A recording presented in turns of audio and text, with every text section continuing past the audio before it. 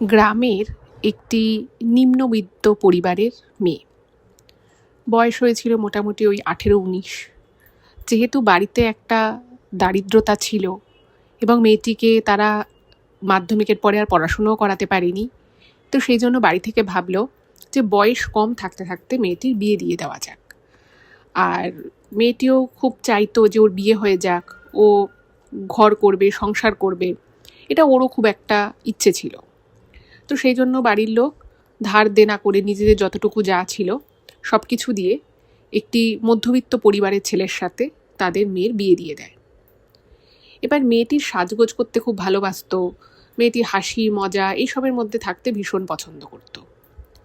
এবার ওর যার সাথে বিয়ে হয়, তো তার মোটামুটি একটা আর্থিক অবস্থা ছিল, খুব ভালো ছিল তা নয়, আবার খুব যে খারাপ ছিল সেটাও নয়, মধ্যবিত্ত। এবার বিয়েটা মেয়েটার খুবই ইচ্ছে ছিল যে বিয়ে হয়ে যাবে, ও সাজবে গুজবে ঘুরে বেড়াবে। কিন্তু বিয়ে করে যখন ও সংসারে আসে তখনও বুঝতে পারলো যে বিয়ে মানে শুধুমাত্র এই সাজগোজ করে আত্মীয় স্বজনের বাড়ি যাওয়া, ঘুরতে যাওয়া, এগুলো নয়, অনেক রেসপন্সিবিলিটিও থাকে। মেয়েটির বয়সও কম ছিল এবং ও মেয়েটি আর কি ওর স্বামীর কাছে অনেক আবদার করতো, আমাকে এটা কিনে দাও, ওটা কিনে দাও, এবং ওর স্বামী যথাসাধ্য চেষ্টা করতো মেয়েটির দাবি দেওয়া মেটানো। এবার আস্তে আস্তে মেয়েটির দাবি বাড়তে থাকে। ও বলে যে আমি অমুক শাড়িটা দেখে এসেছি, অমুক গয়নাটা দেখে এসেছি, অমুক জিনিসটা আমার চাই। এবার একটা মধ্যবিত্ত পরিবারের ছেলের পক্ষে সমস্ত দাবি দেওয়া সবসময় মেটানো তো সম্ভবপর নয়। তো ছেলেটিও প্রথম চেষ্টা করলেও পরের দিকে আস্তে আস্তে বলে যে দেখো আমি একটু টাকা জমাচ্ছি, আমার অমুক খরচাটা আছে, তমুক কাজটা করতে হবে। কিন্তু এই কথাগুলো যখন মেয়েটা শোনে, ও তখন কিন্তু প্রচণ্ড বিরক্ত হয় এবং ও আস্তে আস্তে নিজের অসন্তোষটা প্রকাশ করতে থাকে এবং ওর বরকে বলতে থাকে যে তুমি যেভাবেই হোক তোমার মাইনে বাড়াও। এবার বললেই তো আর পরের দিন মাইনে বেড়ে যাবে না। তো ছেলেটিও চেষ্টা করতে থাকে আরও কোথায় ভালো কাজকর্ম করা যায়। তো এই চেষ্টা চালাতে চালাতেই ছেলেটা দিল্লিতে একটা কাজের সুযোগ পায়। এবার দিল্লিতে যখন কাজের সুযোগ পেয়েছে তখন ওকে দিল্লি চলে যেতে হবে এবং ওখানে গেলে ও একটা মোটামুটি ভালো টাকা রোজগার করতে পারবে। তো ওর বর যখন বাড়িতে এসে বলে যে আমি দিল্লি যাব, কাজ করব, আমি প্রত্যেক মাসে তোমাকে হাত খরচা পাঠাবো, সংসারের যাবতীয় খরচাপাতি আমিই করব, তো তখন মেয়েটা বলে যে ঠিক আছে, খুব ভালো কথা, তুমি আমাকে হাত খরচা দেবে। এবার ও পরের মাসে দিল্লি যাবে। এবার এই দিল্লি যাওয়ার কথাটা যখন মেয়েটি আরও আশেপাশের কয়েকজনকে বলে, ওর কিছু বান্ধবী ছিল তাদেরকে যখন বলে, তো তারা না বলে যে দিল্লি তো দারুণ জায়গা, ওখানকার মেয়েরা অনেক মডার্ন, ওরা অনেক রকম ধরনের পোশাক আশাক পরে, অনেক কিছু দেখে, ওখানে বড় বড় রেস্তোরাঁ আছে, অনেক ঘোরবার জায়গা আছে। তো তখন মেয়েটির মাথা ঘুরে যায় সব শুনে। ও তখন ওর বরকে বলে যে আমাকেও দিল্লি নিয়ে যেতে হবে। এবার ওর স্বামী ওকে যথারীতি বলেছে যে দেখো তোমাকে যদি আমি নিয়ে যাই তাহলে আমাকে আলাদা ঘর ভাড়া করে থাকতে হবে, তাহলে খরচাটা অনেকটা বেড়ে যাবে। তো মেয়েটি বলে না, যাই হোক তোমাকে আমাকে নিয়ে যেতেই হবে। তোর বর বলে ঠিক আছে, কিন্তু তাহলে কিন্তু তোমাকে কিছুদিন একটু কষ্ট করতে হবে, কারণ আমি যদি তোমাকে নিয়ে আলাদা বাড়ি ভাড়া করে থাকি, দিল্লিতে বাড়ি ভাড়া যথেষ্ট বেশি, এবং যত ছোট ঘরই আমি নিই না কেন আমার কিন্তু একটা ভালো পরিমাণ টাকা খরচা হবে। তো মেয়েটি তখন সম্মতি দেয়, ও বলে যে ঠিক আছে, আমরা আলু সেদ্ধ ভাত খেয়েও থাকবো, কিন্তু আমি তোমার সাথেই যাব। ওর বর বলে ঠিক আছে। তো তখন ও আর ওর বর দিল্লি চলে যায় এবং সেখানে গিয়ে একটা যেখানে আর কি ওর বর কাজ করতো সেখান থেকে কিছুটা দূরে আর কি, দিল্লির অনেকটাই আউটস্কার্টে ওরা একটা ঘর ভাড়া নেয়, এবং যে ঘরটা ভাড়া নেয় সেই ঘরটা ছিল একদম একটা গলির ভিতরে ছোট্ট একটা ঘর, এবং একটা ছোট বাড়ি বলা যেতে পারে, যার নিচতলার একটা ঘর, একটা বাথরুম, একটা রান্নাঘর, একটা বারান্দা মতো রয়েছে, আর দোতলাতেও সেম রয়েছে, কিন্তু দোতলাতে কেউ থাকে না। আর যে বাড়ির মালিক সে আশেপাশে কোথাও একটা তার বড় ফ্ল্যাট রয়েছে, সে সেখানে থাকে।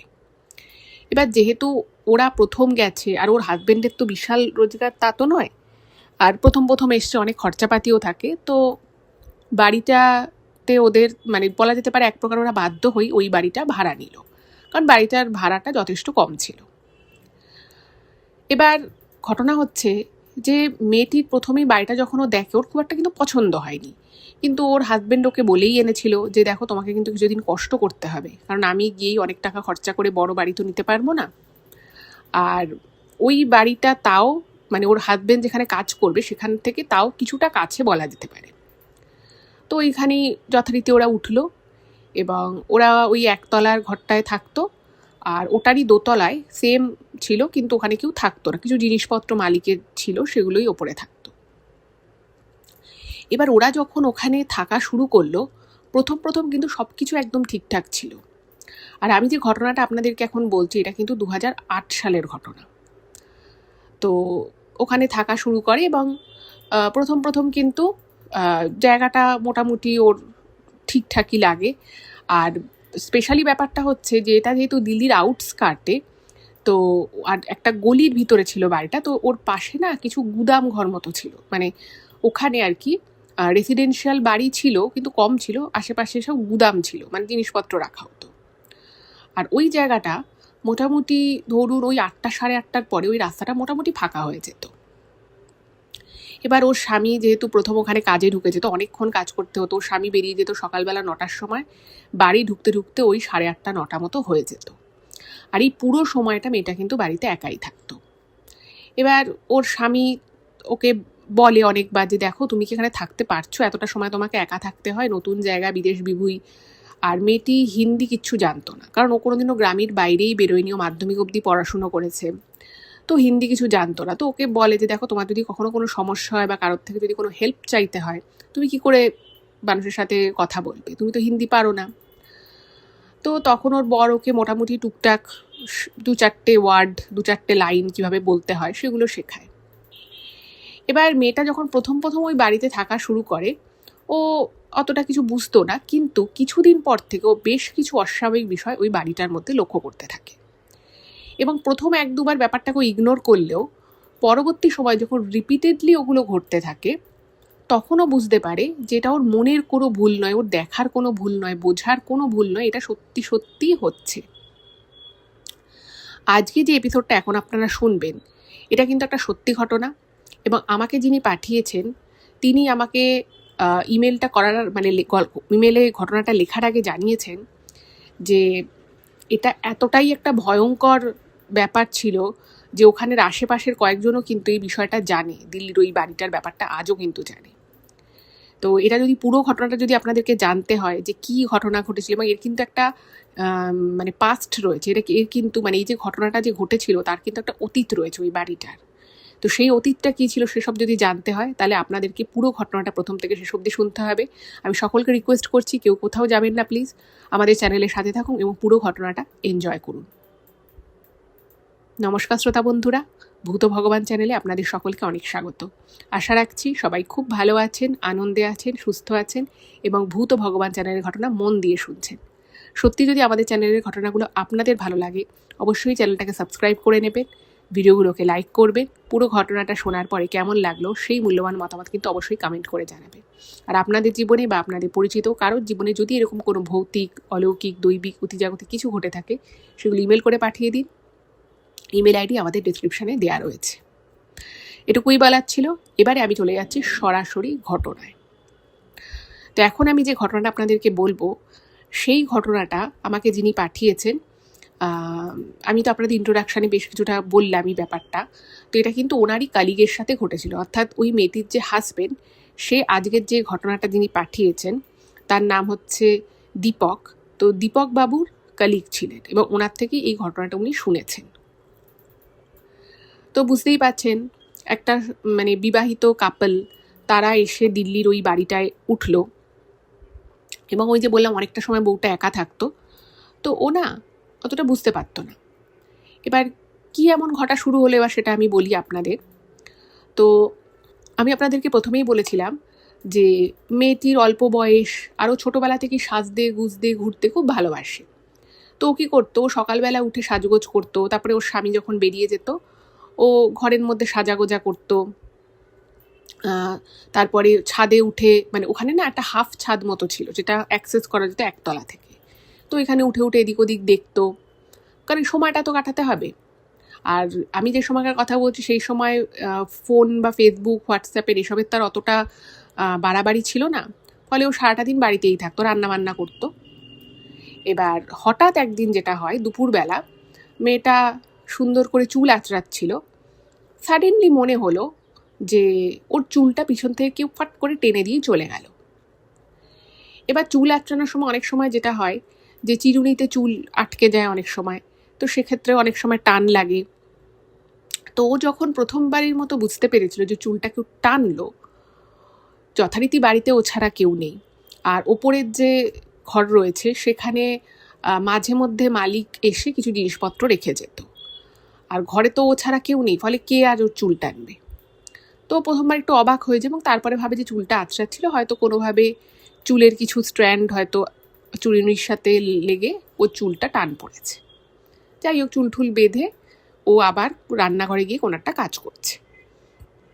ওর হঠাৎ মনে হলো মানে ঠিক ওর যে বেডরুম, সেই বেডরুমে কেউ প্রচণ্ড জোরে কাঁদছে, এবং ও খুব ঘাবড়ে যায় যে বেডরুমে আবার কে কাঁদছে। আর ওই যে বললাম, ওই বাড়ির পজিশনটা এমন ছিল যে মানে একদম গায়ে লাগা কোনো বাড়ি নেই, পিছনে জাস্ট কোনো বাড়ি নেই, মানে যেহেতু গলিটা ওখানেই এসে শেষ হয়ে গেছে, তো ওখানে ছোট ছোট ছোট ছোট কিছু বাড়ি ছিল এবং একটা দোকান ছিল। এবার সেখান থেকে কারোর কান্নার আওয়াজ পাওয়া এটা একটু অস্বাভাবিক। যাই হোক, তো ও হঠাৎ করে বেডরুমে আসে, এসে দেখছে বেডরুমে কিচ্ছু নেই, কিছু থাকার কথাও নয়। ব্যাপারটা একটু অদ্ভুত লাগলো, ভাবলো যে ঠিক আছে রাস্তায় বা আশপাশে হয়তো আওয়াজটা হয়েছে, ও ভেবেছে হয়তো ওর ঘর থেকে আসছে। এইবারে ও কি করেছে, কিছু একটা রান্না করছিল, কিছু একটা তরকারি রান্না বসিয়ে ও বাথরুমে গেছে। এবার বাথরুম থেকে যখন ও বেরিয়েছে, এসে যখন আবার রান্নাটা দেখার জন্য রান্নাঘরে এসছে, ও দেখছে যে কড়াইয়ের মধ্যে কিছু একটা সবজি চাপিয়েছিল, কড়াইটা একদিকে পড়ে রয়েছে এবং সবজিগুলো পাশে একদম পড়ে রয়েছে, মনে হচ্ছে যেন কড়াইটাকে কেউ ইচ্ছে করে উল্টে দিয়েছে, এবং যথারীতি গ্যাসটা জোরে জোরে জ্বলছে, মানে গ্যাসের বার্নারটা জ্বলছে।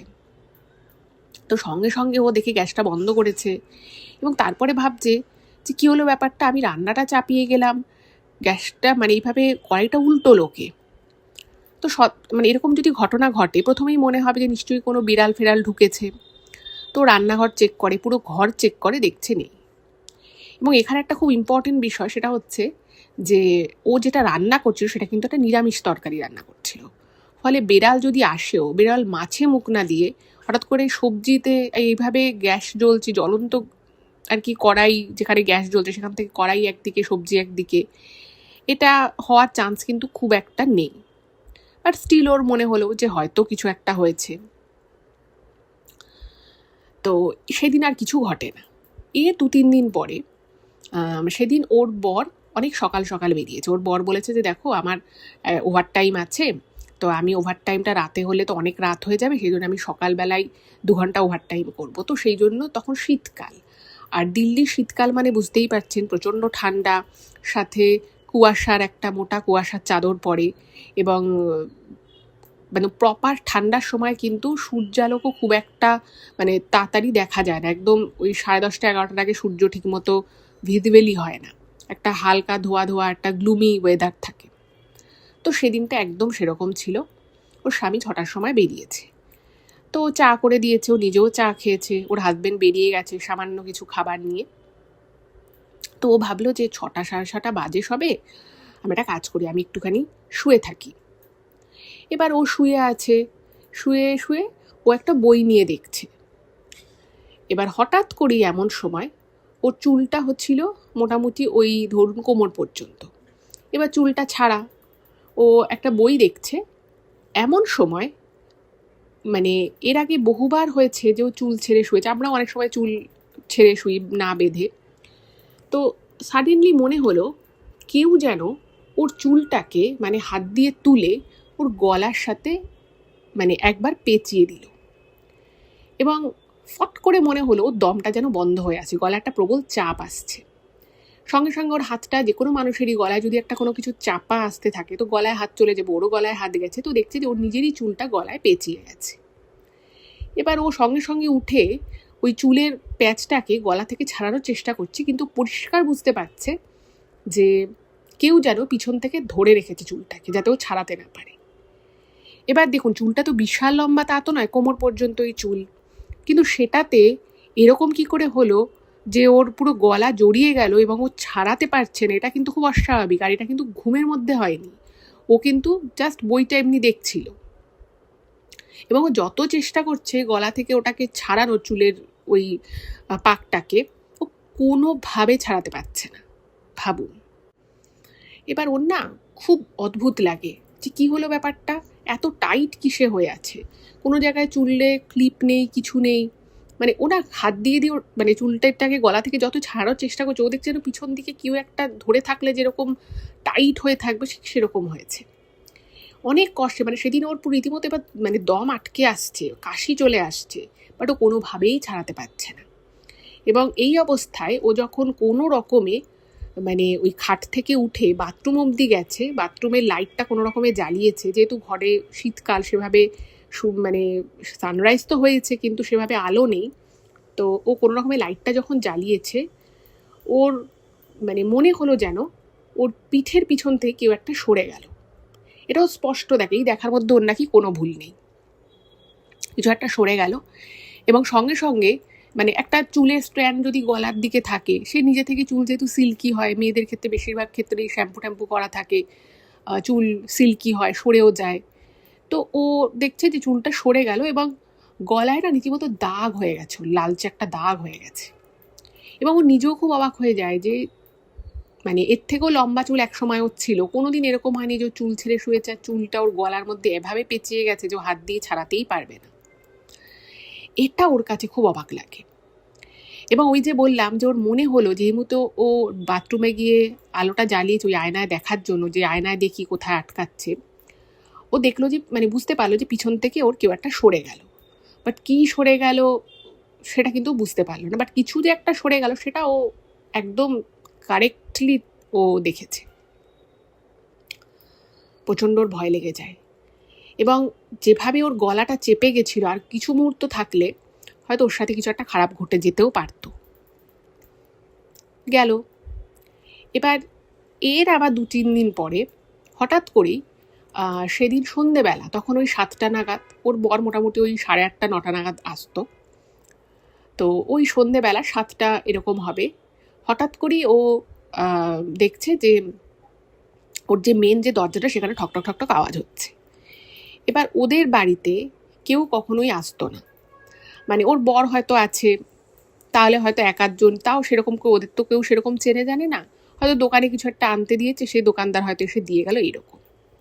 এবার ঠক ঠক আওয়াজ হয়েছে, এবার ও ভাবলো যে নিশ্চয়ই কেউ এসেছে, তারপরে ভাবছে ওর বর আসেনি তো তাড়াতাড়ি, তো ছুটে গেছে দরজা খুলতে। তো দরজা যখন ও খুলেছে দেখছে কেউ নেই, এবং ওর বাড়ির সামনে একটু গিয়েই রাস্তাটা, মানে ওই গলিটা আর কি, গলিটার দিকে তাকিয়ে দেখছে কেউ নেই গলির ভিতরে। এবার ও না তখন ভেবেছে যে নিশ্চয়ই কেউ ইচ্ছে করে এটা করছে, হয়তো এটা কেউ ইয়ার্কি করছে বা কিছু। ও সঙ্গে সঙ্গে দরজাটা দিয়ে, ওর ভিতরের দিকে একটা কাঠেরও দরজা ছিল, সেই কাঠের দরজাটাও দিয়ে দেয়। এখানে বলে রাখি, বাড়িটা যেটা ছিল সেটা কিন্তু বেশ পুরনো একটা বাড়ি, মানে অনেক দিনের কনস্ট্রাকশন, প্রায় ধরুন ওই 42-43 বছর বয়স তো হবেই বাড়িটা, এতটাই পুরনো কনস্ট্রাকশন। তো যাই হোক, তো মেয়েটা ওর হাজব্যান্ডকে এই কথাটা বলে যে এরকম এরকম 2-1 দিন আমার মনে হলো, তো আমরা কি অন্য কোনো বাড়িতে ভাড়া থাকতে পারি না, এই বাড়িটা একটু পুরনো, আর এখানে আমরা দিল্লির কাছাকাছি এত ভালো একটা জায়গায় রয়েছি, কিন্তু এই জায়গাটা দিয়ে আমি গাড়ি ঘোড়া লোকজন সেরকম কিছুই দেখতে পাই না, চলো আমরা একটা অন্য বাড়ি ভাড়া নিই। এবার স্বাভাবিকভাবেই মেয়েটির হাজব্যান্ড মেয়েটিকে বলে যে দেখো, আমি তো তোমাকে আগেই বলেছিলাম যে তুমি এখন আমার সাথে এসো না, আমি তোমাকে খুব ভালো জায়গায় এখন রাখতে পারবো না, আমার এত মাইনে নয়, আমি একটা নতুন কারখানায় কাজ ধরেছি, আমাকে কাজটা শিখতে হচ্ছে, আমি যখন এখন তো খুব বেশি আমি টাকা কামাই করছি না, যখন আমার মাইনে বাড়বে আমি তখন তোমাকে নিয়ে অন্য ভালো জায়গায় আমরা থাকবো, এখন তোমাকে এখানেই থাকতে হবে, আদারওয়াইজ তুমি বাড়ি চলে যাও। তো মেয়েটা ভাবলো যে না, বাড়ি তো যাবো না, তো এখানেই বরের সাথে থাকি। তো ওইরকমভাবেই ওর বর ওকে বললো যে দেখো, তুমি একটা কাজ করো, তুমি তো সারাদিন বাড়িতেই থাকো, তা তোমার যদি মনে হয় তুমি কিছু হাতের কাজ করতে পারো, যদি তুমি চাও তাহলে আমি কোনো জায়গা থেকে হাতের কাজ কিছু তুলে আনবো, তুমি কাজগুলো করবে, আমি না হয় ডেলিভারি দিয়ে আসবো। তো এরকম ওর সাথে ওর হাজব্যান্ডের মোটামুটি একটা কথা হয়ে গেল। এবার ও ভাবলো যে সত্যি তো এখন তো কিছু করা যাবে না। এবার ওই যে বললাম যে ওই যে বাড়িটা ছিল, তো সেইখানে খুব একটা লোকজন যে প্রচুর যাতায়াত ছিল তা নয়, কারণ ওটা একটা ছোট গলির ভিতরে, একটা তার ভিতরের গলি, এবং ওই জায়গাটাতে ওটা শেষও হয়ে গেছে রাস্তাটা, ফলে ওখানে খুব একটা লোকজন যেত না। তো হঠাৎ যেটা হয় সেটা হচ্ছে ওই বাড়িতে ওদের বাড়িতে আর কি দুপুরবেলা করে একটা ফেরিওয়ালা আসতে থাকে। তো প্রথম একদিন এসেছে ফেরিওয়ালাটা, এবার সেই ভাঙা চোরা জিনিস, বাড়ির অপ্রয়োজনীয় অব্যবহৃত জিনিস যেগুলো থাকে সেগুলো নেওয়ার জন্য। এবার ও বাড়িতে একা একা থাকে, এবার ওই ফেরিওয়ালাটা এসছে, তো মেয়েটাকে বলছে যে কিছু আছে তাহলে আমাকে দিয়ে দাও। তো ওদের খুবই সামান্য কিছু জিনিসপত্র ছিল। তো মেয়েটা ততদিনে আর কি ও ভাঙা ভাঙা হিন্দি একটু আধটু বলতে পারে আর কি, একটু আধটু বুঝতেও পারে। তো ভাবলো যে ঠিক আছে, মানে জাস্ট এমনি মেয়েটা জিজ্ঞেস করেছে যে এগুলো তুমি কত টাকা দেবে। এবার ফেরিওয়ালাটা একটা যে টাকার অ্যামাউন্ট বলে সেটা কিন্তু বেশ বেশি, মানে ওই পরিমাণ জিনিস বেচে ওই পরিমাণ টাকা আসাটা খুব একটা স্বাভাবিক নয়। তো মেয়েটা ভাবলো যে বাবা, দিল্লিতে বা দিল্লির কাছে যেখানে আমরা রয়েছি সেখানে এইরকম ফেরিওয়ালারা এরকম জিনিসপত্র এত টাকায় কেনে। তো সেগুলো বেশ মজা করে দিয়ে দিয়েছে, বাড়ির কিছু অপ্রয়োজনীয় জিনিস ছিল সেগুলো দিয়েছে এবং তার বদলে ওকে টাকা দিয়েছে। এবং ফেরিওয়ালাটা ওকে তারপরে বলে যে আমি তো এগুলো কিনি, তো যদি তোমার এরকম আরও কিছু থাকে তাহলে বলো, আমি তোমার সাথে এসে প্রত্যেক সপ্তাহে এসে জিনিস নিয়ে যাব। এবার ও দেখলো বেশ হাতে কিছু টাকা এলো, আর ওরা সেই সময় বুঝতেই পারছেন অন্য একটা জায়গা থেকে এসেছে, হাতে টাকা পয়সারও দরকার। তো বললো হ্যাঁ হ্যাঁ ঠিক আছে, আপনি তাহলে সপ্তাহে 1-2 দিন করে চলে আসবেন। এবার ওদের যা যেটুকু টুকটাক জিনিসপত্র থাকতো মেয়েটা ওই লোকটা ফেরিওয়ালাটা আসতো এবং ফেরিওয়ালাটাকে দিয়ে দিত, আর ফেরিওয়ালাটা তার বদলে টাকা দিত। এবার ফেরিওয়ালাটার একটুখানি আমি বর্ণনা দিই। বেশ বয়স্ক একটা লোক, কিন্তু প্রচণ্ড সুঠাম চেহারা তার, কালো করে দাড়ি গোঁফ রয়েছে, এবং একটা ভ্যান নিয়ে আসতো লোকটা। এবার মেয়েটা ওর হাজব্যান্ডকে বলেছে যে এরকম আমি টাকা পেয়েছি। তো ওর হাজব্যান্ডও অবাক হয়ে গেছে যে কটা জিনিস ফেরিওয়ালা, কারণ পশ্চিমবঙ্গে ওই পরিমাণ জিনিস ওই সময় বেচলে কিছুই টাকা পাওয়া যেত না, খুবই সামান্য হয়তো কিছু টাকা দিত। এবার সেটা দেখে না, মানে ওর হাজব্যান্ডেরও অবাক হয়ে গেছে, এবং ওর হাজব্যান্ডও নতুন এসছে, তো ওর ভেবেছে যে হয়তো এখানে এগুলোর এরকমই দাম। তো ওর হাজব্যান্ড আবার কী করেছে, যে ওদের অফিসের ওখানে, মানে যেখানে আর কি ও যে কারখানায় কাজে যেত সেখানে এরকম কিছু অব্যবহৃত জিনিস যেগুলো হয়তো ফেলেই দেবে, তো সেগুলো আবার ও নিয়ে আসতো, যাতে ওর বউ আর কি যখন ফেরিওয়ালাটা আসবে তখন তাকে দিয়ে দিতে পারে। তো এইরকম করেই আস্তে আস্তে ওই ফেরিওয়ালার সাথে ওর মানে ওই মেয়েটার আর কি টুকটাক কথা হতো, এবং ওই টুকটাক কথা হতে হতে একটা আলাপ পরিচয় হয়ে যায়। এবার বুঝতেই পারছেন মেয়েটার তো খুব একটা বেশি বয়স না, লোকটা হচ্ছে যথেষ্ট বয়স্ক একটা লোক। এবার এই ফেরিওয়ালাটা আসার জন্য, মানে আসবে বলে ওর বউ না, মানে সপ্তাহ তো 2 দিন আসতো। এবার যেদিন আর কি ফেরিওয়ালাটার আসার থাকতো, ওর বউ না মানে প্রচণ্ড, মানে ছেলেটার বউ আর কি প্রচণ্ড এক্সাইটেড হয়ে থাকতো যে আজকে আসবে।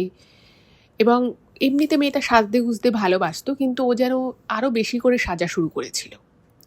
এবার প্রথম না এই জিনিসটা ছেলেটা বুঝতে পারেনি, ভেবেছে ঠিক আছে অল্প বয়স মেয়েটার, এমনিতেও সাজতে গুজতে ভালোবাসে। কিন্তু ও খেয়াল করতো যে যেদিন হয়তো ওই ফেরিওয়ালাটা এসেছে সেদিন মানে মেয়েটা খুব হাসি খুশি থাকতো, খুব মজায় থাকতো, বাড়িতে বেশ ভালো ভালো রান্না করতো।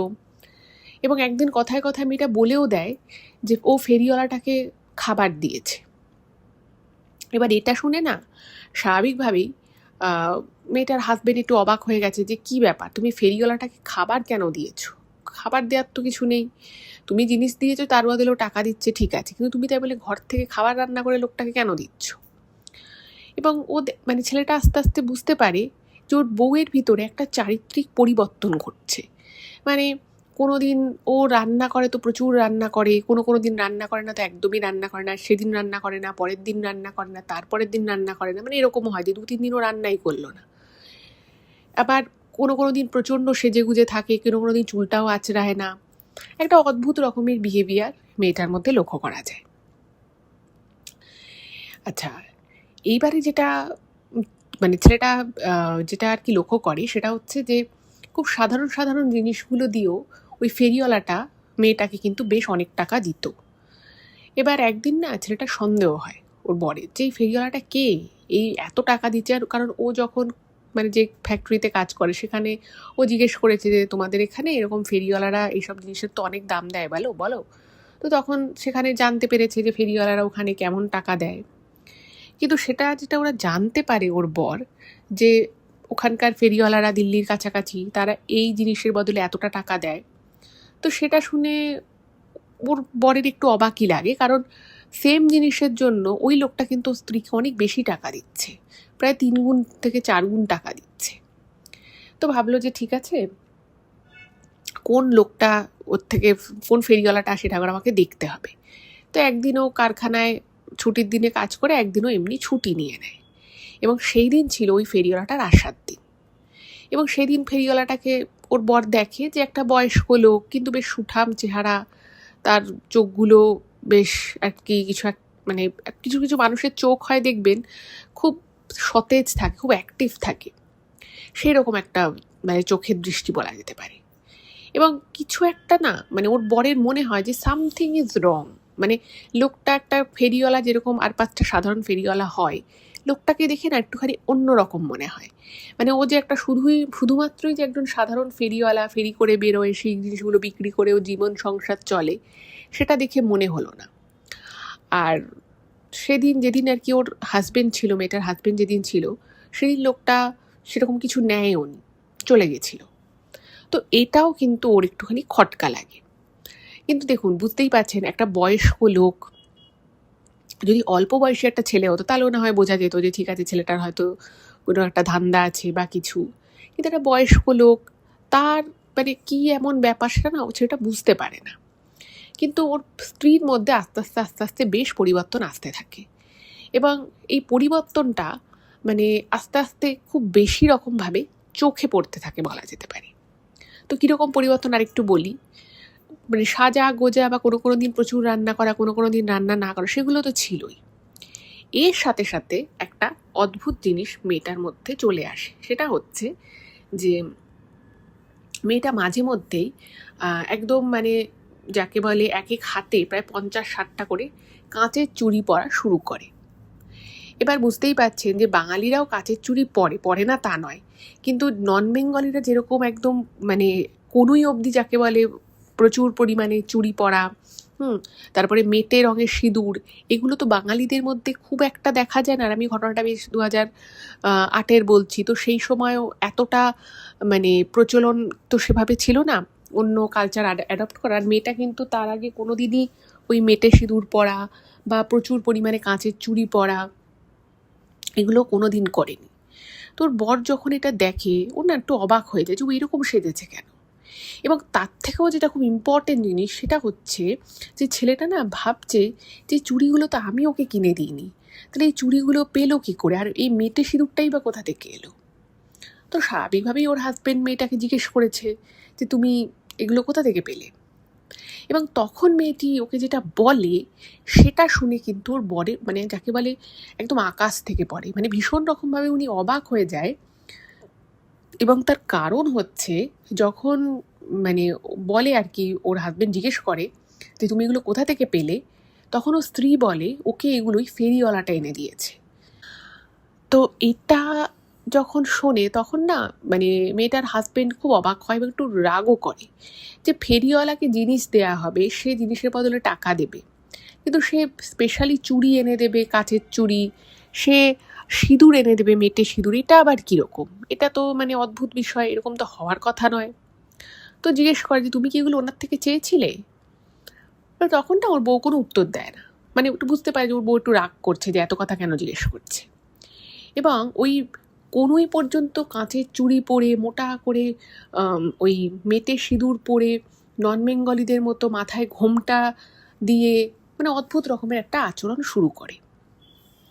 স্বাভাবিকভাবেই মেয়েটার বর বলে যে দেখো তুমি এগুলো করো না, তোমাকে এগুলো ভালো লাগছে না, তুমি নর্মাল যেরকম থাকো তুমি সেরকমই থাকো, আর এই জিনিসগুলো তুমি ওনার থেকে আর নিও না। উনি তোমাকে দিয়েছেন ঠিক আছে, বাট তুমি এগুলো আর নিও না, তুমি জিনিস দেবে, তার বদলে উনি যা টাকা হয় সেটাই উনি দেবেন। মানে ও একটুখানি রাগারাগি করে, স্বাভাবিক, রাগারাগি করাটাই স্বাভাবিক। বাট সেটা বুঝতে পারে যে ওর বউয়ের মধ্যে একটা অদ্ভুত রকমের পরিবর্তন এসেছে। মানে ওর বউয়ের সংসারের প্রতি খুব একটা যে ধ্যান আছে, বা আগে যেরকম মেয়েটা সংসারে কি করবে না করবে, কত টাকা মাসে গেলে বাঁচলো, হাতেও থাকলো, মানে সাংসারিক যেরকম মানুষের একটা চিন্তাভাবনা থাকে, সেটা কিন্তু মেয়েটার ছিল। বাট যত দিন এগোতে থাকলো, মেয়েটা যেন নিজের মধ্যে কোথাও হারিয়ে থাকতো। সবসময় ওরকম করে সিঁদুর পরতো, এবং মেয়েটা মাঝে মধ্যে বিহারি নন বেঙ্গলিরা যে ধরনের ইউপির লোকেরা যেরকম চুমকি বসানো বেশ ঝলমলে কাপড় পরে, সিনথেটিক কাপড় যেগুলো, সেই কাপড়গুলো পরা শুরু করলো। এবং এই কাপড়ের একটা কাপড়ও কিন্তু ওকে ওর বর কিনে দেয়নি। স্বাভাবিকভাবে ওর হাজবেন্ড ওকে প্রশ্ন করে যে তুমি এই শাড়িগুলো কোথা থেকে পেলে, এবং তখনও কিন্তু মেয়েটা সেম অ্যান্সার করে যে ওকে নাকি ওই ফেরিওয়ালা বুড়োটা দিয়েছে। এবার ওনার না খুব রাগ হয় ছেলেটার, যে আমার স্ত্রীকে কেন দিচ্ছে। তখন ওর হাজবেন্ড একদিন রাগ করে বলে যে দেখো, এরপর থেকে তোমার ফেরিওয়ালাকে কিচ্ছু দেওয়ার দরকার নেই। যদি ফেরিওয়ালাকে কিছু বেচতে হয় তাহলে আমি নিজে কোনো ফেরিওয়ালা ডেকে বেচে দেবো, তুমি ওনাকে বলে দেবো ওনার আর আসার দরকার নেই। আর যদি আসতে হয় আমার ছুটির দিনে যেন উনি অমুক সময় আসে। আর তোমাকে এই শাড়ি, এই কাঁচের চুড়ি, সিঁদুরিগুলো উনি কেন দিচ্ছে, উনি দেয়ার কে, মানে একটু রাগারাগি হয়। কিন্তু এখানে দেখছে যে ওর স্ত্রী ওই লোকটার সম্পর্কে কোনো কথা, মানে কোনো কথা ওনার সামনে বলা যাবে না, ওনার বিরুদ্ধে বলা যাবে না। এবং যখনই বলেছে যে ওই লোকটাকে আর আসতে হবে না, তখনই ওর স্ত্রীর না মানে প্রচণ্ড খারাপ লাগে। বলে না, কেন ওনাকে আসতে হবে না, উনি আসবে, উনি যেরকম আসছে উনি সেরকমই আসবে। উনি আমার সাথে আসে, আমার সাথে গল্প করে, আমাকে অনেক কিছু দেয়, তোমার অসুবিধে কি হচ্ছে। মানে ওই যে গ্রামের একটা সাদাসিধে মেয়ে যে দিল্লিতে এসেছিল, যে সাজতে হয়তো ভালোবাসতো, ঘুরতে ভালোবাসতো, কিন্তু তার মধ্যে না ছেলেটার প্রতি একটা আলাদা ভালোবাসা, কেয়ার, সংসার করার যে একটা সদিচ্ছা, এগুলো সবই ছিল। কিন্তু কোথায় যেন আস্তে আস্তে মেয়েটা সেই সরলতা, সেই সাংসারিকভাবে এবং মেয়েটির সাজ পোশাক চাল চলন সব আর কি আস্তে আস্তে চেঞ্জ হয়ে যাচ্ছে। এবং ছেলেটা কিন্তু বুঝতে পারছে না যে অ্যাকচুয়ালি ঘটনাটা ঘটছেটা কি। এইদিকে যেটা হলো সেটা হচ্ছে যে মাঝে মধ্যেই রাতের বেলা বিশেষত মেয়েটা না মানে ঘুমানোর পরেও উঠে বসতো, মানে একদম স্ট্রেট উঠে বসে থাকতো। একদিন ওর হাজবেন্ড বলছে যে কী ব্যাপার, তুমি শুতে শুতে উঠে বসলে কেন। এবং সেই সময় ও না বিশেষ কোনো কথা বলতো না, এবং হয়তো 5-6বার ওকে জিজ্ঞেস করছে, ওর গায়ে হয়তো হালকা ঠেলা মারছে যে কী ব্যাপার, তুমি আমার কথা শুনতে পাচ্ছ না। তখনও একটা কথাই বলতো, মানে কিরকম টানা টানা বাংলায় বলতো যে আমি একটু পরে শুয়ে পড়বো, তুমি শুয়ে পড়ো, তুমি আমাকে বিরক্ত করো না। এবং সেই সময় মেয়েটার ভয়েসটা কিন্তু অনেকটাই আলাদা হতো, এবং একটা ভারী কণ্ঠে মেয়েটা এরকম বলতো, যেটা ওর হাজবেন্ড না শুনে খুব অবাক হয়ে যেত, এবং উনি খুব ভয়ও পেয়ে যেত যে আমার বউয়ের কী হলো। এবং ওদের মধ্যে একটা সুস্থ স্বাভাবিক যেরকম একটা সম্পর্ক হয়, সেই সম্পর্ক কিন্তু ওদের মধ্যে ছিল না। কারণ ওনার স্ত্রী মানে মেয়েটা আর কি যত দিন যেতে লাগলো কীরকম যেন মানে নিজের মতো করেই থাকা শুরু করলো। খুব একটা কথাবার্তার উত্তর দিত না, নিজের মতোই থাকতো, যখন ইচ্ছে হতো যেরকম ইচ্ছে হতো সাজতো, কোনো দিন প্রচণ্ড সাজতো, কোনো দিন একদম চুল খুলে সারা বাড়ি ঘুরে বেড়াচ্ছে, চুলের মধ্যে জটা পড়ে গেছে। মানে ওকে যত ভালোভাবেই ওর হাজবেন্ড বোঝাতো না কেন, ও কিছুতেই বুঝতে চাইতো না, ওর নিজের মতো করেই চলতো। এবং একদিন ভাবলো যে ঠিক আছে, মানে ছেলেটা আর কি ভাবে যে ঠিক আছে, আমি আজকে ছুটি নিই, নিশ্চয়ই আজকে আসবে, ও খুব সেজে গুজে আছে, আমি ওই ফেরিওয়ালাটাকে ধরবো, আমি ওনাকে বলে দেবো যে উনি যেন আর এখানে না আসে। এবং অদ্ভুতভাবে সেই দিন ফেরিওয়ালাটা এলোই না। এরকম করে 4-5 দিন ওর বর টার্গেট করেছিল যে আজকে আমি ফেরিওয়ালাটাকে ধরবো, জিজ্ঞেস করবো, বাট যেদিনই ও মনে করে সেদিনই ফেরিওয়ালাটা আসে না। এটা তো মহা মুশকিল হয়ে গেল। এইদিকে প্রায় সপ্তাহে 2 থেকে 3 দিন মেয়েটা ওরকম মধ্যরাত থেকে একদম ভোর রাত অবধি ওরকম উঠে বসে থাকতো, এবং মাঝে মধ্যে হেঁচকি তুলতো, মাঝে মধ্যে গলার মধ্যে একটা কলকল কলকল কলকল কলকল গলা থেকে আওয়াজ আসতো। এবং এগুলো না মানে ছেলেটা যত দেখতো না খুব ভয় করতো, কারণ ও বারবার সেই সময় মেয়েটাকে জিজ্ঞেস করতো যে কী সমস্যা হয়েছে, ওকে জল খাওয়াতে চাইতো, চোখে মুখে জল দিতে চাইতো, বাট অদ্ভুত রকমের আচরণ করতো সেই সময় মেয়েটা। মানে মেয়েটা এমন একটা আচরণ করতো যেন ওকে চেনেই না, সম্পূর্ণ অন্য একটা মানুষ হিসেবে ওকে ট্রিট করতো।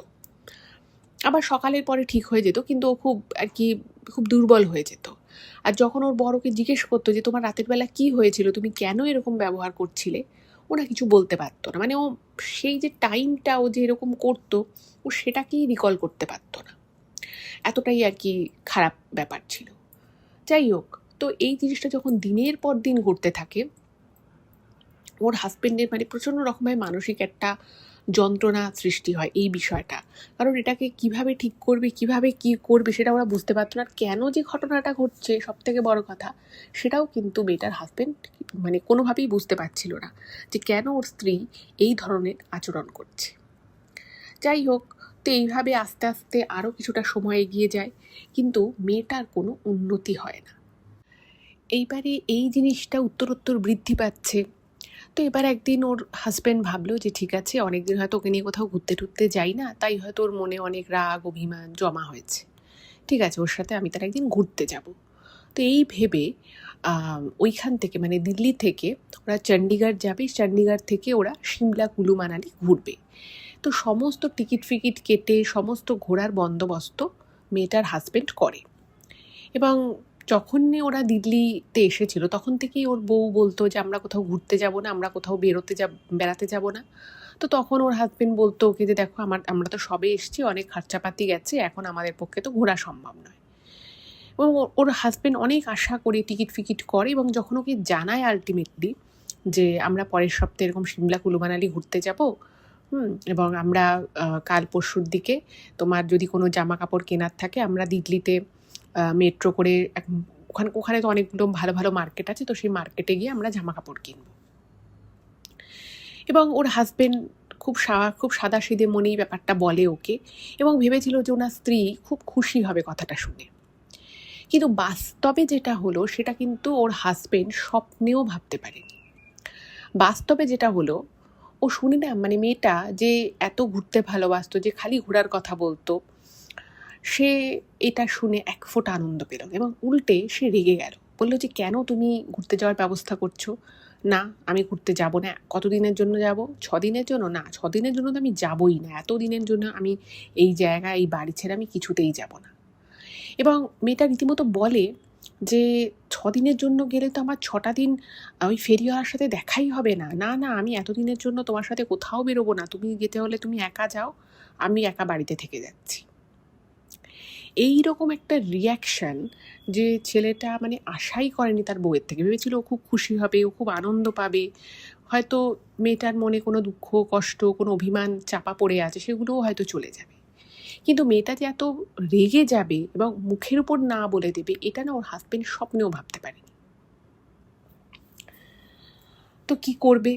ছেলেটাকে অনেকভাবে বোঝানোর চেষ্টা করে, কিন্তু মেয়েটা বলে না, আমি এখানে ছেড়ে কোথাও যাব না। তোমার যদি আমাকে নিয়ে ঘুরতে যেতে হয় তুমি আমাকে বিকেলবেলা নিয়ে বেরোবে, রাতের বেলা আমরা বাড়ি ঢুকে পড়বো। অনেকভাবে ছেলেটা বোঝায়, কিন্তু ও যাবে না মানে যাবেই না। এই বিষয়টা এবার ওর নাম খুব মাথার মধ্যে আর কি ছেলেটা মানে চলতে থাকতো। এবং আজকের ঘটনাটা যিনি পাঠিয়েছেন তিনি যেহেতু ওনার কালিগ ছিলেন, তো ওনাকে বলেছিল যে মানে ওই সময়টা মানে ছেলেটা কিছুতেই বুঝতে পারছিল যে তার স্ত্রীর ব্যাপারটা কি হয়েছে, কি সমস্যাটা কোথায়। যাই হোক, তো ওকে বলেছে যে ঠিক আছে, তুমি অনেক দিন তো তোমার বাপের বাড়িও যাও না, চলো আমরা যাই, আমরা ওয়েস্ট বেঙ্গলে যাই, সেখানে গিয়ে আমরা কিছুদিন বাড়ির লোকেদের সাথে সময় কাটাই, তারপরে আমরা আসবো। আমরা যখন ঘুরতে গেলাম না, তাহলে আমরা বাড়ি যাই। মানে ততদিনে 1 বছর হয়ে গেছে ওরা দিল্লি এসেছে। এবং ভাবুন, যেই মেয়েটা ওকে বারবার মাঝে মধ্যে জিজ্ঞেস করতো যে আমরা কতদিন পর পর বাড়ি যাব, কতদিন পর পর আমরা আমাদের জায়গায় ফিরবো, সেই মেয়েটাকে যখন ছেলেটা বলে যে চলো আমরা এবার ওয়েস্ট বেঙ্গল যাব, আমাদের নিজেদের জায়গায় যাব, আমাদের বাবা মায়েদের সাথে দেখা করব, তখন মেয়েটা না একদম খুশি হয় না। মানে ওর সমস্ত পৃথিবীটা যেন ওই ফেরিওয়ালাটাকে ঘিরে। ও বলে না না, আমি এখন বাড়ি যাবই না, আমি পশ্চিমবঙ্গে এখন যাব না, আমার বাবা মাকে আমার দেখার খুব শখ হচ্ছে সেরকমও নয়, তোমার যেতে হলে তুমি যাও, আমি যাব না। এই জিনিসটা না ওকে প্রচণ্ড রকমভাবে শখ দেয় ওর হাজব্যান্ডকে। ওর হাজব্যান্ড ভাবছে যে এই মেয়েটা কী বলছে, ও ওর বাড়িতে যেতে চাইছে না, এবং ও ঘুরতে গেল না, যে মেয়েটা ঘোরার জন্য পাগল ছিল একটা সময়, কী এমন ব্যাপার হয়েছে। এবং ও বারবারই বলছে যে ও যাবে না, তার কারণ হচ্ছে ও যদি এখন কয়েকদিনের জন্য কোথাও যায় তাহলে ওর সাথে নাকি ওই ফেরিওয়ালাটার দেখা হবে না। স্বাভাবিকভাবে ওর হাজব্যান্ডের একটু রাগ হয়েছে, বলছে তুমি কি ফেরিওয়ালা করছো। তখন বলছে না, উনি আমার সাথে না দেখা হলে ওনার খুব মন খারাপ হয়, আমারও ওনাকে না দেখলে খুব মন খারাপ হয়। তখন বলছে তুমি কি এসব উল্টোপাল্টা বলছো, তুমি জানো তুমি কি বলছো? বলছে হ্যাঁ, আমি জেনে বুঝেই বলছি আমি কি বলছি, এবং আমি যা বলছি একদম ঠিক বলছি। এবার যে এ ধরনের কথা বলে তাকে মানুষ আর কি বলবে আর কি বোঝাবে, সেটাও ওদের যাওয়া হলো না। এবার ওর হাজব্যান্ড না ভাবছে যে কী হলো তাহলে আমার স্ত্রীর। তো তখন ওর হাজব্যান্ডের মাথায় একটা বুদ্ধি আসে যে আমি যদি বাড়িটা চেঞ্জ করে ফেলি, মানে ওরা যেদিকটায় থাকে ঠিক সেদিকটায় না থেকে যদি ওরা অন্য কোনো দিকে থাকে, মানে বেশ অনেকটা ডিস্টেন্সে, তাহলে হয়তো এই ফেরিওয়ালাটা জানতেও পারবে না, আর কোনোভাবে ওর স্ত্রীর সাথে ফেরিওয়ালাটার যোগাযোগ হবে না। কিন্তু অদ্ভুত বিষয় দেখুন, যবে থেকে ওর হাজবেন্ড ভাবলো যে আমি এই বাড়িটা চেঞ্জ করবো, আমি আর এই বাড়িতে থাকবো না, তবে থেকে একটা না একটা প্রবলেম ওদের জীবনে আসা শুরু হলো। প্রথমে যেটা হলো, ওদের মানে যে ফ্যাক্টরিতে ওর হাজবেন্ড কাজ করতো, সেই ফ্যাক্টরিতে মানে প্রচুর প্রচুর অর্ডার আসতো, প্রচুর কাজ হতো, বড় ফ্যাক্টরি। তো তার একটা ইউনিট বন্ধ হয়ে গেল, এবং তার একটা ইউনিট বন্ধ হয়ে যাওয়ার জন্য ওনাকে অন্য একটা ফ্যাক্টরি, মানে ওই ফ্যাক্টরি আর কি, অন্য একটা ওয়ার্কশপে গিয়ে কাজ করতে হতো, এবং সেটা আরেকটু দূরে ছিল। ফলে ওর হাজবেন্ডকে আরেকটু আগে বেরোতে হতো, বাড়ি আসতে আসতে আরেকটু লেট হতো। এটা একটা সমস্যা, কারণ ওটা একটু কাছে ছিল, এটা আর একটু ডিস্টেন্স বেড়ে গেল। যাই হোক, দ্বিতীয় যেটা হলো সেটা হচ্ছে ওর হাজবেন্ডের মাঝে মধ্যেই না শরীর খারাপ হওয়া শুরু হলো। মানে একদম ঠিকঠাক চেহারা, স্বাস্থ্য, যার কোনো শারীরিক প্রবলেম ছিল না, তার হঠাৎ করে শারীরিক সমস্যা আসা শুরু হলো। যাই হোক, তো এই সমস্ত কিছুকে নিয়ে চলতেই ওর হাজবেন্ড ভাবলো যে না, আমার স্ত্রীর উপরে খুব খারাপ একটা প্রভাব পড়ছে, আর কেন এটা হচ্ছে সেটাও বুঝতে পারছে না। তো বলছে যে ভাবে যে যা হয় হোক, আমাকে এই বাড়িটা চেঞ্জ করতে হবে। কিন্তু কোনো কিছু ভাবা আর সত্যি সত্যি করা, এই দুটোর মধ্যে একটা বিশাল পার্থক্য আছে। তো অনেক জায়গাতে, মানে তখন কিন্তু ওর হাজবেন্ড রীতিমতো নিজেদের মানে ওর মানে কত টাকায় আর বাড়ি ওরা ভাড়া নেবে, তার জন্য কিন্তু ওরা বাজেট বাড়িয়েছিল, এবং অনেকটা ভিতর অবধিও ওরা মানে অনেকটা আউটস্কার্ট অবধিও ওর হাজবেন্ড খোঁজ নেয়। কিন্তু অদ্ভুত বিষয়, একটা বাড়ি পাচ্ছে না। ওর হাজবেন্ডের একটা সময় না মনে হতে থাকে যেন একটা কোনো একটা অদৃশ্য শক্তি ওই বাড়িটা থেকে ওদেরকে বেরোতে দিতে চাইছে না। এবং একদিন যখন এইসব নিয়ে আলোচনা করে ছেলেটা ওর ওয়াইফের সাথে, মেয়েটা বলে না না, এই বাড়িটা খুব ভালো বাড়ি, এই বাড়িটা ছেড়ে আমরা কোথাও যাব না, এই বাড়িটা আমাদের জন্য অনেক পয়া, দেখো আমরা এখানে প্রথম এসে থেকেছি, এতদিন ধরে থাকছি, কোনো অসুবিধে হচ্ছে, এই বাড়িটার মতো কোনো বাড়ি হয়?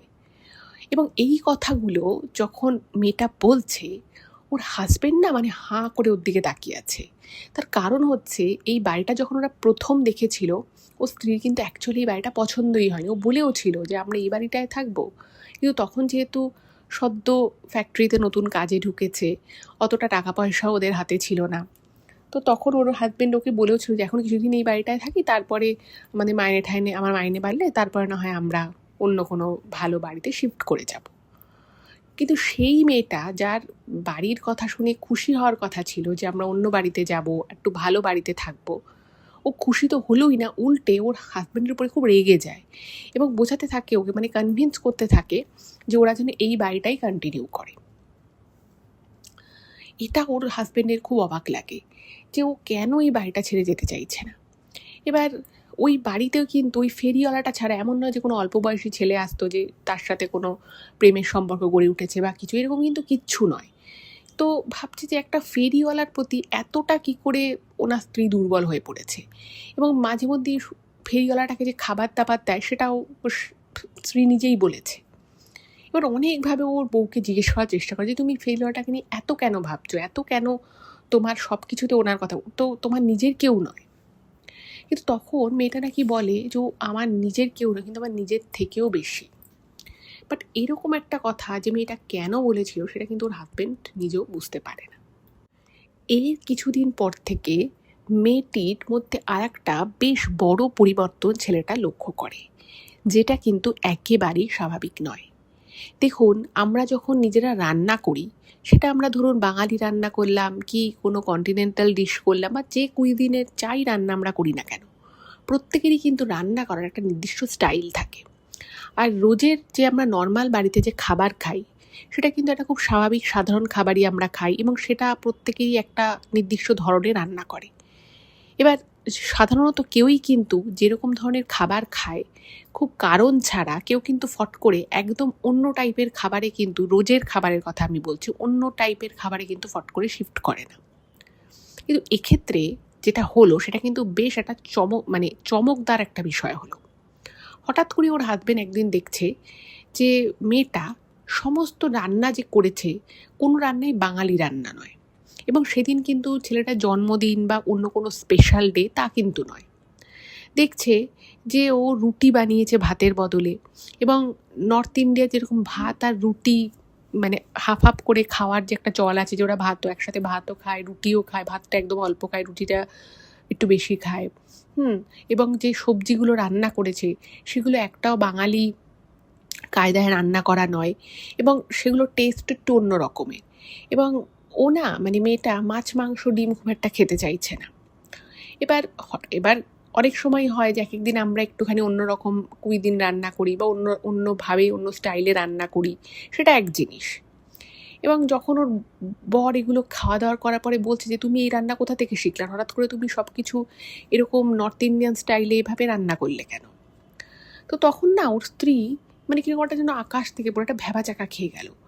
অ্যাজ সাচ যে ও এভাবেই রান্না করে, ওর হাজবেন্ড শুধু শুধুই কথাটা বলছে।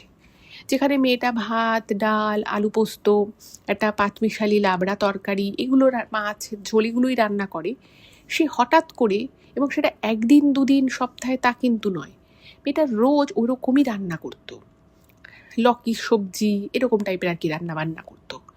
এবার এই জিনিসগুলো খেতে তো ওর হাজবেন্ডের একদমই ভালো লাগতো না। তো ওর হাজবেন্ড একদিন ওকে বলেছে যে তুমি যেরকম আগে রান্না করতে তুমি সেরকমই রান্না করো।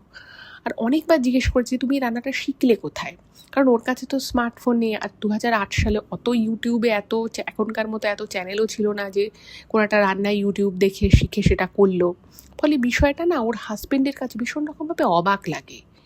এবং যখন জিজ্ঞেস করে যে তুমি এই রান্না কোথা থেকে শিখেছো, কে তোমাকে বলেছে, ও তখনও কিন্তু একটাই উত্তর দেয়, বলে যে ওই ফেরিওয়ালাটা নাকি ওকে শিখিয়েছে।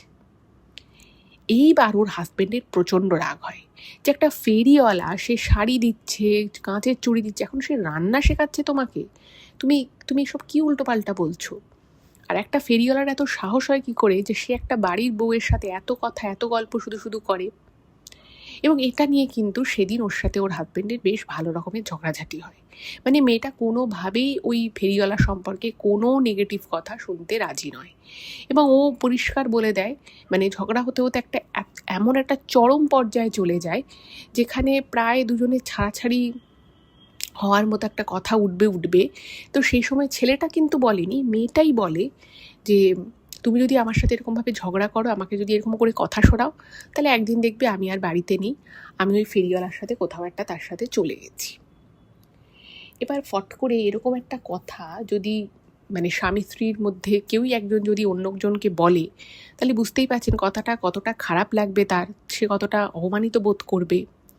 ওর স্বামীরও খুব খারাপ লাগে, বলে যে তুমি একটা ফেরিওয়ালার কথা তোমার কাছে এতটা দামি, আমার থেকেও তুমি তার কথার বেশি দাম দাও, তুমি আজকে বলছো যে তোমাকে যদি আমি এটা নিয়ে কথা শুনে তুমি ফেরিওয়ালার সাথে চলে যাবে, যে মানুষটাকে তুমি বিয়ে করলে, ভালোবেসেছো, যার সাথে তুমি এখানে এলে, তুমি তাকে এত বড় কথাটা বলতে পারলে? খুব স্বাভাবিক, এই কথাগুলো যে কোনো মানুষ বলবে, ছেলেটার জায়গায় থাকলে যেই থাকতো সেই এটা বলতো। এবং এই দিন থেকে কিন্তু মেয়েটার মধ্যে একদম ড্রামাটিক চেঞ্জ হওয়া শুরু হলো। মেয়েটার কথাবার্তা, চলা বসা সমস্ত স্টাইল একদম চেঞ্জ হয়ে গেল। এবং ওই একই বাড়িতে ওরা দুজনে মানে অপরিচিত ব্যক্তি, বা ধরুন মানে একটা মানুষ একটা মানুষকে সেভাবে জানে না, চেনে না, তারা দুটো মানুষ এমনভাবে থাকতো মানে কোনো অ্যাঙ্গেল থেকেই মনে হবে না যে এরা স্বামী স্ত্রী। তো দুটো মানুষ একদম ডিফারেন্টভাবে বাড়িতে থাকতো, মানে কথা বলতো না সেভাবে, কোনো কিছুতে কোনো ইন্টারেস্ট দেখাতো না, সবসময় ওর মধ্যে একটা রাগ কাজ করতো মেয়েটার মধ্যে, মানে একদমই যাকে বলে ওর হাজবেন্ডকে একদমই পছন্দ করতো না। আর কিছুদিন ধরে ওর মানে গলার কাছে অথবা পায়ের কাছে কীরকম একটা চেরা চেরা দাগ দেখা যেত। এবার ওর হাজবেন্ড ওকে জিজ্ঞেস করছে তোমার এই দাগগুলো কিসে লাগছে। ইভেন ওর হাজবেন্ড 1 সপ্তাহ ফ্যাক্টরি থেকে ছুটি নিয়ে বাড়িতে থেকেও দেখেছে যে কী করে আমার স্ত্রী, আমি দেখি। ইভেন অফিস যাওয়ার নাম করে, ফ্যাক্টরি যাওয়ার নাম করে ওর হাজবেন্ড ঘর থেকে বেরিয়ে গেছে, কিন্তু মোড়ের মাথায় দাঁড়িয়ে থেকে দেখেছে যে আমার বউ কি কারোর সাথে দেখা করতে যাচ্ছে বা কিছু, দেখতে সেরকমও কিছু নেই। তো ব্যাপারটা একদমই মানে কিছুতেই বুঝতে পারছে না যে হচ্ছে কেন, কী এমন ঘটনা ঘটছে ওর বউয়ের সাথে, এবং ওই ফেরিওয়ালার প্রতি এতটা দুর্বলতা কিসে। যাই হোক, তো এই প্রশ্নের যখন কোনো কিছু পাওয়া যাচ্ছে না, তখন একটু আর কি ব্যাপারটা থিতু হয়েছে। তো ওর একটা বাড়ি কোনো রকমে ফ্যাক্টরিতেই আর কি ওর হাজবেন্ড একজনকে বলে রেখেছিল, তো সে একটা বাড়ি জোগাড় করে দিয়েছে। এবং সেই বাড়িটা কিন্তু ওরা যে বাড়িতে ভাড়া থাকতো তার একদম উল্টো দিকে, মানে এই বাড়িটা থেকে অন্য বাড়িটার ডিস্টেন্স প্রায় ধরুন 45 মিনিট হবে, 40 থেকে 45 মিনিট, একদম অন্য দিকে আর কি বাড়ি। এবং সেইবার ছেলেটা সমস্তটা বন্দোবস্ত করে ফেলে যে আমি এবার এই বাড়িটা ছাড়বই। আর যেহেতু মেয়েটা ওইখানটা চেনে না ভালো করে, ফলে ও তো আর ঠিকানাটা বলতে পারবে না। এবার ও আগে থেকে না ওর মানে ওয়াইফকে বলেও নি যে ওরা মানে পরের মাসেই বাড়িটা চেঞ্জ করবে। যাই হোক, একটা দিন তো বলতে হয়, তো বলেছে যখন যে আমরা কিন্তু এই বাড়িটা চেঞ্জ করে একটা অন্য বাড়িতে যাচ্ছি। তখন ও স্ত্রী বলে যে না, আমি এই বাড়ি ছেড়ে কোথাও যাব না। তখন বলছে তুমি যাবে না মানে? তুমি অলওয়েজ বলতে যে একটা ভালো বাড়িতে থাকবে, আর এই বাড়িতে আমরা এত ছোট বাড়িটা, এত পুরনো বাড়ি, তুমি বলতে যে রাস্তা দিয়ে লোকজন তুমি দেখতে পাও না। একদিন তুমি আমাকে বলেছিলে যে তুমি এই বাড়িটায় থাকতে চাও না, আজকে তোমার কি মনে হচ্ছে যে তুমি এই বাড়িটায় থাকতে চাইছো? এবং তখন ও স্ত্রী পরিষ্কার বলে যে আমি যদি এই বাড়ি ছেড়ে চলে যাই তাহলে ওই ফেরিওয়ালাটা আর ওই বাড়িতে যাবে না। তখন বলছে কেন যাবে না, তুমি তাহলে ঠিকানা দিয়ে দেবে। মানে যাত্রীটা বলার জন্য, ওকে পরখ করার জন্য কথাটা বলেছে। কিন্তু তখন মেয়েটা যেই কথাটা বলে সেটা শুনে ওর ভীষণ রকমভাবে ছেলেটার খটকা লাগে। এটা যখন বলে যে ঠিক আছে তুমি নতুন বাড়ির ঠিকানা দিয়ে দেবে, সেখানে ফেরিওয়ালাটা যাবে, তখন ও স্ত্রী আর কি, ওই মেয়েটা আর কি বলছে যে না, এই ফেরিওয়ালাটা শুধুমাত্র এই বাড়িতেই আসে, আমরা যদি এই বাড়ি ছেড়ে চলে যাই তাহলে কিন্তু এই ফেরিওয়ালাটা আর আসবে না। তখন না ওর হাজবেন্ড ভাবে যে কিছু তো একটা তাহলে ব্যাপার আছে। কিন্তু তখন মনে মনে ভাবলো যে যাই ব্যাপার থাক, যাই হোক না কেন, আমাকে যে করেই হোক এই বাড়িটা ছাড়তে হবে। এবং ও স্ত্রীর দিন মানে গলার ভয়েস থেকে শুরু করে চলন বলন কোনো কিছু আর বাঙালি কায়দায় আদব কায়দা নেই। ইভেন কথার মাঝখানে ওর যে মেয়েটা একদম হিন্দি বলতে পারতো না, সে কথার মাঝখানে হিন্দিই বলে ফেলছে, বরং তার বাংলা কথায় আস্তে আস্তে একটা টান চলে আসছে। তো এবার ভাবছে যে না, কিছু একটা করতে হবে। এবার ইন দ্য মিন টাইম ওরা যখন এই বাড়িটা ভাড়া নিয়েছিল তখন বাড়ির মালিককে ওরা একটা টাকা অ্যাডভান্স করেছিল ছেলেটা। তো ও বাড়ির মালিককে ফোন করে বলেছে যে আমি অমুক তারিখ বাড়িটা ছেড়ে দেবো, আপনি অ্যাডভান্সের টাকাটা আমায় ফেরত দিয়ে দিন।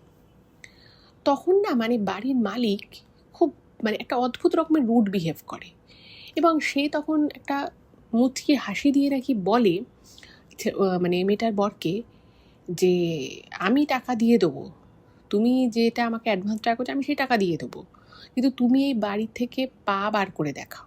তুমি যদি এই বাড়িটা ছেড়ে বেরোতে পারো তাহলে আমি তোমায় দিয়ে দেবো, কিন্তু তুমি আগে এই বাড়ি ছেড়ে বেরোতে পারো কি না সেটা আগে দেখো। এবার না ওর হাজব্যান্ড ভাবছে যে এত কনফিডেন্টলি লোকটা কি করে বলছে, কেন আমি বেরোতে পারবো না, কি এমন কারণ আছে। এদিকে ওর ওয়াইফ ওই বাড়ি ছাড়বে না বলে একদিন এমন অশান্তি করে যে উল্টে ওর হাজব্যান্ডই অসুস্থ হয়ে যায়। তো তখন ভাবছে যে কি ব্যাপার, বাড়ির মালিক বলছে যে আমি যেতে পারবো না, আমার স্ত্রীকে তাহলে নিশ্চয়ই এরাই এমন কিছু বলেছে নিশ্চয়ই, যে কারণের জন্য ও এই বাড়ি ছেড়ে কোথাও যেতে রাজি, ইভেন ও নিজের বাপের বাড়ি যেতে রাজি হচ্ছে না। তখন ওর হাজব্যান্ড মানে ফ্যাক্টরিতে একজনকে এই কথাগুলো বলেছিল, মানে সেই ব্যক্তি হচ্ছে যিনি আজকে আমাকে এই ঘটনাটা পাঠিয়েছেন তিনি।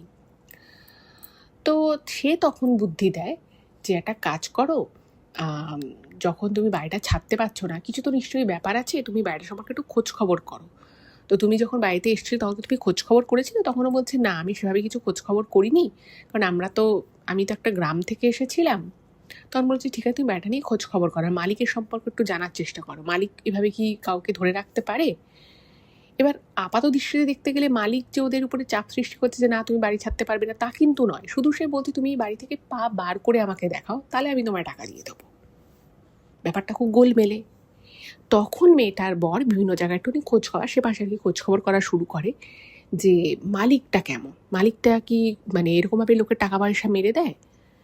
তো তখন ওটা মানে এইটুকু জিনিস জানার জন্য ওর বর যে লোককে একটু জিজ্ঞেস করা শুরু করে, এবং তাতে যেটা উঠে আসে সেটা ওই কেঁচো খুঁড়তে কেউটে বেরোনোর মতো একটা ব্যাপার হয়। যেটা জানতে পারে সেটা একটা বাড়ি ভয়ানক ব্যাপার। ওখানকারই একটা চায়ের দোকানের একটি লোক, মানে ওখানকার বলতে ওই গলিটা থেকে বেরিয়ে একটা মেন রোড রয়েছে, সেই মেন রোডের শেষে একটা চায়ের দোকান রয়েছে। তো সেই চায়ের দোকানের লোকটা ওর হাজবেন্ডকে একটা কথা বলে ওই বাড়িটা সম্পর্কে, বলে যে আপনি ওই বাড়িতে উঠেছেন?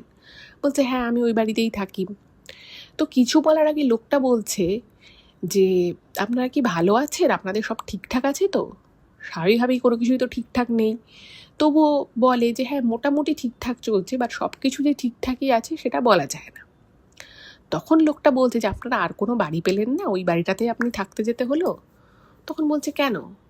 বলছে যে ওই বাড়িতে তো ভয়ঙ্কর ঘটনা ঘটে গেছে, খুব বেশি দিন আগেও নয়, মাত্র 10 বছর আগে একটা ঘটনা ঘটেছে।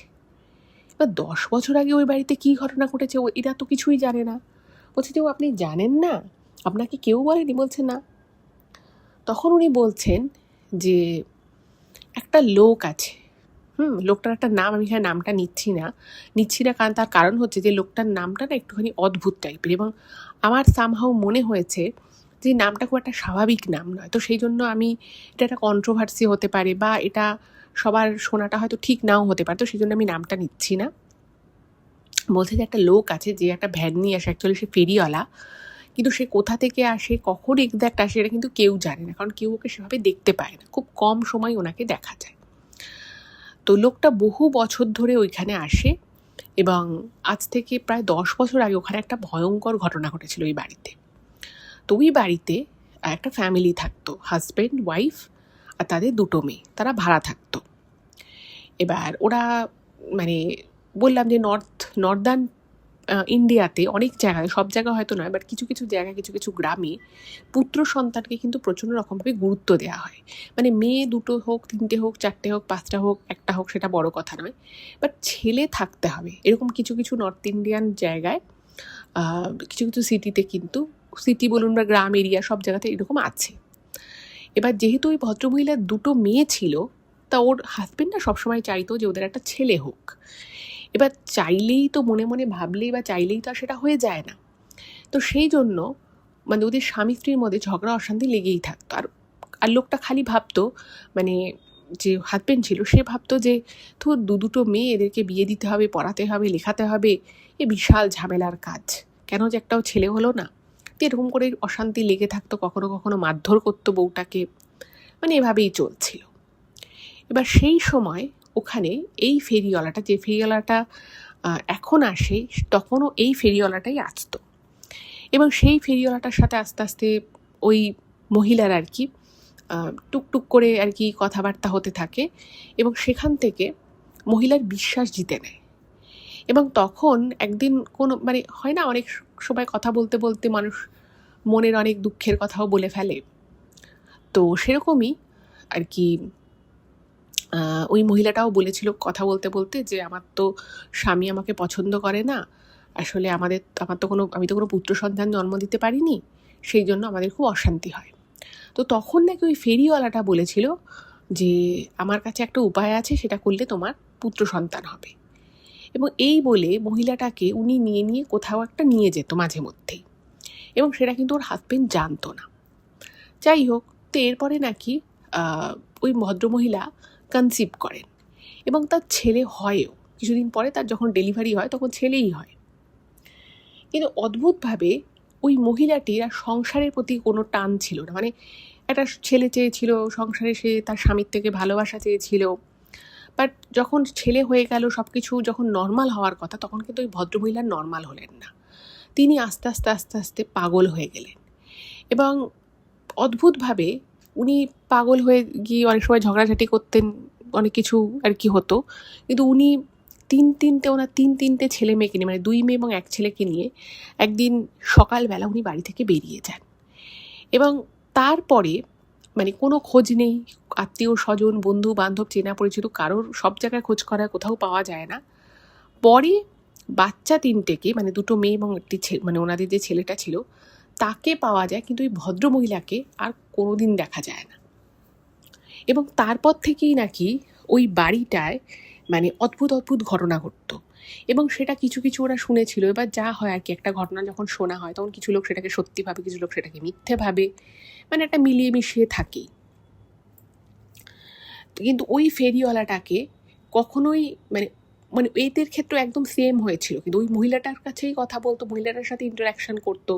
এবং ওই চায়ের দোকানের লোকটা বলে যে ওই ফেরিওয়ালাটাকে খুব মাঝে মধ্যে দেখা দেয়, এবং ফেরিওয়ালাটা মাঝে মধ্যেই মানে রাস্তা দিয়ে হাঁটতে হাঁটতে হাওয়ায় মিশে যায়, কেউ দেখতে পায় না তাকে, এবং ওর ভিতরে যে একটা কোনো ক্ষমতা আছে সেটা কিন্তু বোঝা যায়। তো এটা সেসব শুনে তো ওনার খুব ভয় লেগে যায় যে এইসব আবার কি। তো তখন ওই চায়ের দোকানের লোকটাই বলছে যে এই বাড়িতে একবার ভাড়া এলে না অনেক দণ্ড দিয়ে তবে এই বাড়ি থেকে বেরোতে হয়। মানে সে নিজের মতো করে আর কি বলছে যে মাঝখানে একজন ভাড়া এসেছিল, 17 মাস এখানে ছিল এবং তাকে অনেক কষ্ট করে রীতিমতো যাগ যজ্ঞ করে ওখান থেকে সে বেরোতে পেরেছে, এবং যারা ওখানে থাকে তাদের মানে ভালো যেমন হয় তেমনি খারাপও হয়, এরকম নানা কথাবার্তা বলে। তো এরপরে ছেলেটা ভাবে যে না, আর এবার তো আমাকে উঠে পড়ে লাগতে হবে। তো ঝগড়া অশান্তি করে কোনো রকমের টেনে হিচড়ে মেয়েটাকে ওরা বাপের বাড়ি আনে, মানে ওয়েস্ট বেঙ্গলে নিয়ে আসে, এবং সেখানে ওরা একটা মন্দিরে নিয়ে যায়। এবং ওই মেয়েটা তো যাবে না মন্দিরে, এবং সেখানে যখন যায় তো সেখানে পূজারি দেখে ওকে বলে যে এই মেয়েটার ভিতরে একটা আত্মা ভর করেছে, একজন মহিলার আত্মা ভর করেছে, এবং সেই যে ভরটা করেছে সেই জন্যই কিন্তু ও এরকম মানে অস্বাভাবিক আচরণ করছে। এবং এটাও বলে যে এই আত্মাটা কিন্তু ওর শরীরের অনেক ক্ষতি করছে, ও হয়তো খারাপ ব্যবহার কারোর সাথে করতে চাইছে না, ও হয়তো খারাপ কথা বলতে চাইছে না, বাট ওই আত্মাটা ওকে দিয়ে এগুলো করাচ্ছে। তো বলে যে একে শরীর থেকে বের করা খুব চাপের, এ খুব বড় তান্ত্রিক ছাড়া এই কাজ কেউ করতে পারবে না। তো তারপরে তারাপীঠ মহাশ্মশান থেকে একজন মহান তান্ত্রিককে আনা হয়েছিল, এবং তিনি অনেক কষ্ট করে ওই আত্মাকে এই মেয়েটির শরীর থেকে বার করে তাকে মুক্তি দেয়। এবং ওই যে ফেরিওয়ালাটা এসেছিল, ওই ফেরিওয়ালাটা সম্পর্কে ওই তান্ত্রিক বলেছিল যে এসে এই কাজগুলো করেছে সে কিন্তু অ্যাকচুয়ালি কোনো ফেরিওয়ালা নয়, সে হচ্ছে কালো শক্তি বা এই ধরনের যারা মানে ভূত প্রেত এগুলো নিয়ে যারা তন্ত্রক্রিয়া করে তাদেরই মতো কেউ অ্যাকচুয়ালি, এবং সেই জন্যই ওকে কিন্তু অন্য কেউ দেখতে পায় না খুব একটা। ইভেন ওর কিছু কিছু ক্ষমতাও আছে, সেই ক্ষমতার বলে ও মাঝে মধ্যে মানে একেবারে হাওয়ায় মিশেও যেতে পারে। যাই হোক, তো তারপরে ওখান থেকে এগুলো করি ওরা একদম নতুন বাড়িতে শিফট করে, এবং নতুন বাড়িতে শিফট করার পরে আর ওদের তারপর থেকে কোনোদিন কোনো অসুবিধা হয়নি, সব কিছু ঠিকঠাক চলে। তো এটাই ছিল আজকের ঘটনা। কেমন লাগলো জানাবেন, ভালো লাগলে প্লিজ চ্যানেলটাকে সাবস্ক্রাইব করে ভিডিওগুলো একটু সকলের সাথে শেয়ার করে দেবেন। খুব ভালো থাকবে, দেখা হবে আবার পরের এপিসোডে। নমস্কার।